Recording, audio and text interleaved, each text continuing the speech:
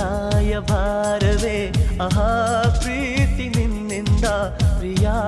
ಆದಿ ನಿನ್ನಿಂದ ಸಾಗರವು ಹುಣ್ಣಿಮೆಯು ಜಿಗಿಯುವುದೇ ಪ್ರೀತಿಸಲು ಮಲ್ಲಿಗೆಯು ಗಂಧವು ಬೆರೆಯುವುದೇ ಪ್ರೀತಿಸಲು ಪ್ರೀತಿ ನಿನ್ನ ಸ್ಮರಣೆಯಲ್ಲಿ ಅದರಗಳು